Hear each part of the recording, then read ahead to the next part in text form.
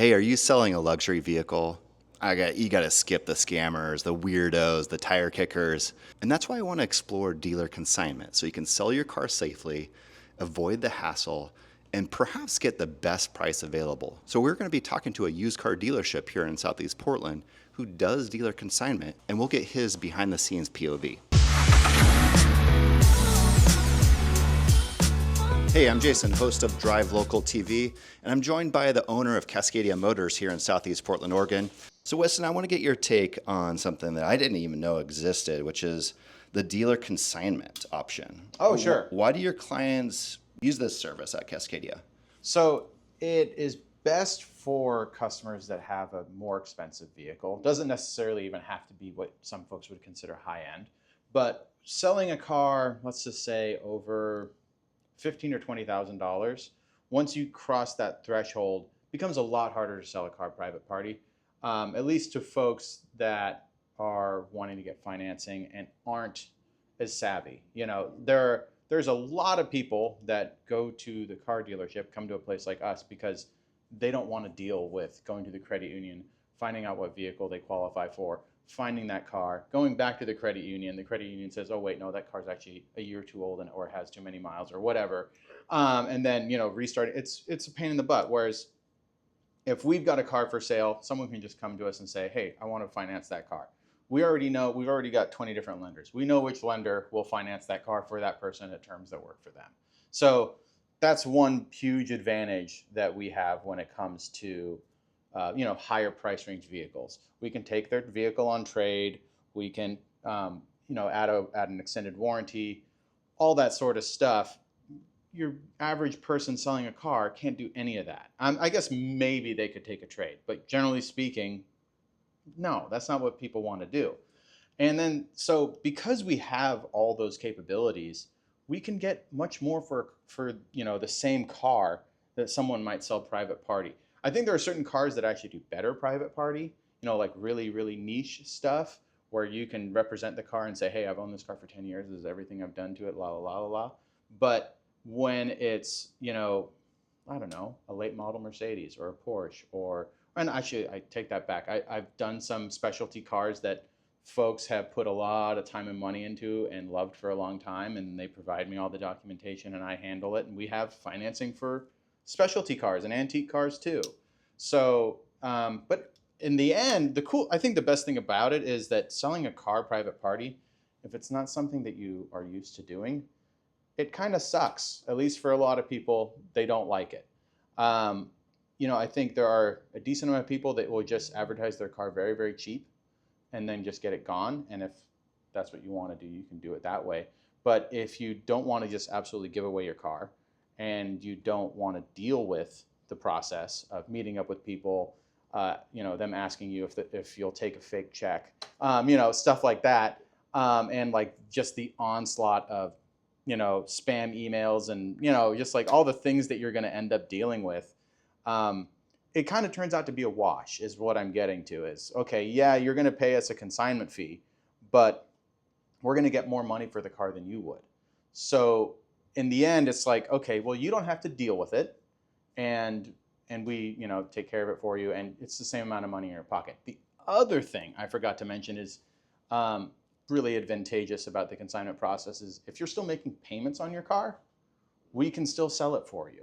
We just have you sign a couple documents authorizing us to pay it off. You have to have equity in it. You can't be in it upside down.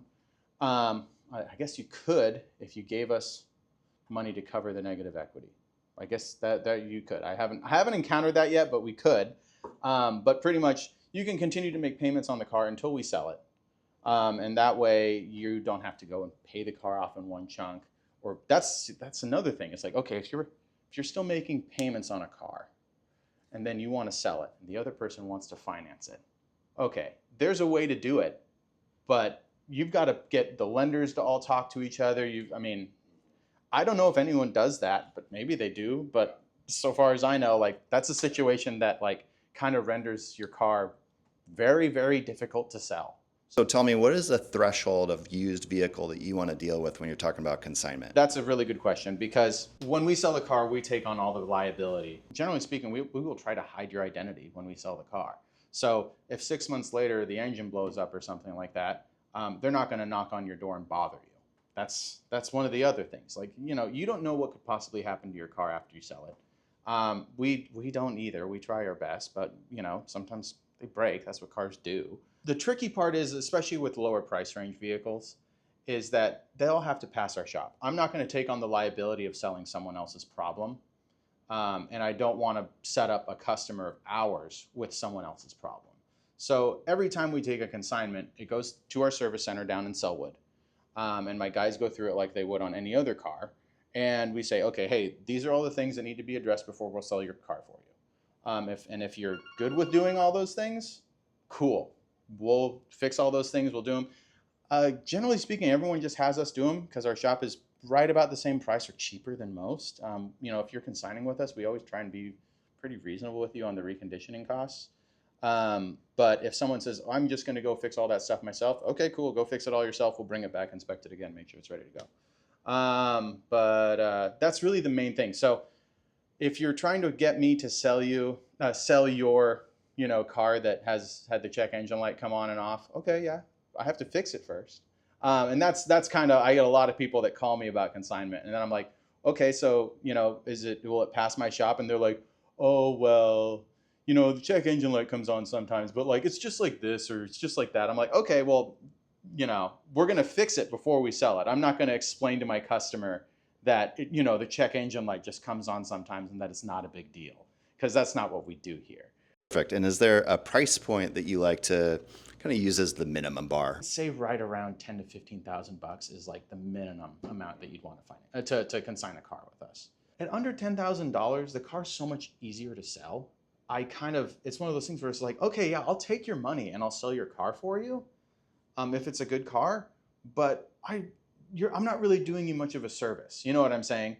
Like, I will do it, but I'll tell you, hey, this is going to be a car that's pretty easy for you to sell. Don't pay me a consignment fee. Just sell it on your own, or ask your son or your brother or your uncle or whatever.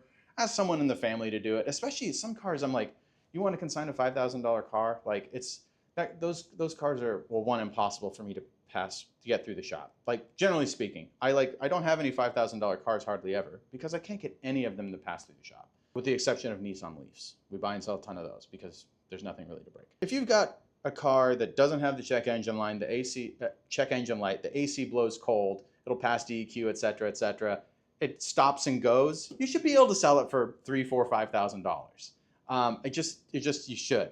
So there you go, guys. If you're selling a vehicle over 15 or 20 grand, you're here in the Portland area, I highly recommend going on down to Cascadia Motors, talking to Weston about using their consignment services so that you don't have to deal with all the hassle, the scammers, the people just kicking tires on you and sending you Craigslist messages.